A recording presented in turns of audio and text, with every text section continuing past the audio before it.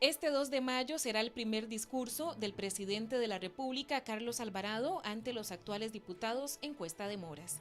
El anterior 2 de mayo fue el último discurso de Luis Guillermo Solís. Ahora vendrá el resumen de un año difícil que estuvo marcado por el plan fiscal. Esperamos que no nos salga con lo mismo de que se necesitan más impuestos y más impuestos y más impuestos, porque ese ha sido el mensaje reiterativo en este primer año. Hay temas importantes como por ejemplo todo el ámbito social que requiere ser atendido y que requiere directrices claras y contundentes del gobierno para paliar la situación que hay. El legislador Eric Rodríguez cree que serán 3 pilares fundamentales en los que Alvarado se concentrará en su discurso y además que solicitará la aprobación de los eurobonos. Yo esperaría tres cosas. Una, que sea muy crítico con el gobierno anterior de Luis Guillermo Solís, de la situación económica que le heredó y en lo cual tuvimos que correr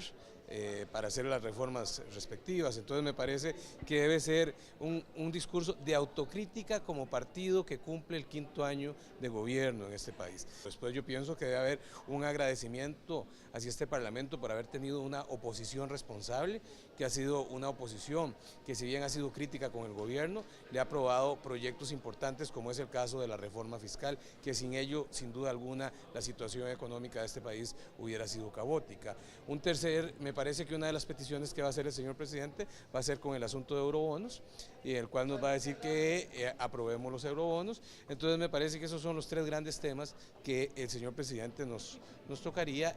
Para el experto en política, Daniel Calvo, se han hecho 12 reformas históricas en el primer año de Carlos Alvarado y que serán parte de su discurso. Carlos Alvarado creo que en gran medida ha sido preso de una coyuntura, o sea, en términos populares podemos decir que le ha tocado bailar con la más fea. Y con eso lo que podemos decir es que la situación fiscal ya no daba más, él se vio en la obligación de abordar el tema, de darle continuidad, porque si bien ya había iniciado en la anterior legislatura, y creo que digamos que uno de los temas positivos es haber logrado la aprobación de esta reforma fiscal y la aprobación del reglamento legislativo. Creo que son 2 reformas históricas que marcan sobre todo este primer año de gobierno.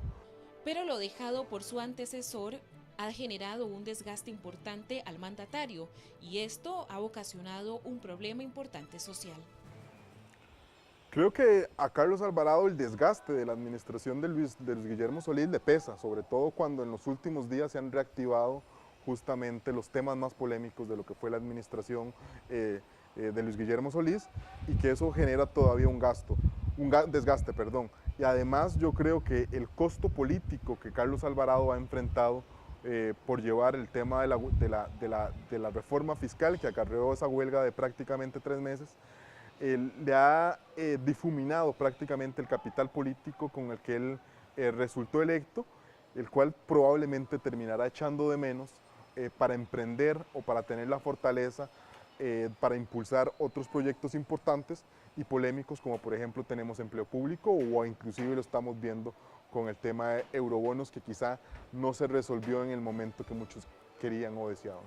Esta legislatura estará marcada por las elecciones municipales del 2020, los cuales generarán un ambiente de muchas decisiones políticas que provocará un trabajo difícil para el gobierno.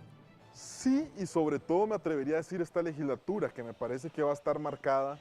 por las elecciones municipales que tenemos a la vuelta de la esquina, que según el cronograma del Tribunal Supremo de Elecciones iniciarán oficialmente en el mes de octubre, donde las fuerzas, por ejemplo, entiéndase principalmente Liberación Nacional o el Partido Unidad Social Cristiana, que se mostraron muy cercanas o aliadas a la fracción de gobierno, al propio Poder Ejecutivo, yo creo que buscarán desmarcarse por una lectura electoral donde no van a querer ser aliados de un gobierno que acarrea un desgaste, según lo muestran las últimas encuestas. Tras el discurso, cada fracción analizará las palabras del mandatario y lo expondrán en el plenario legislativo.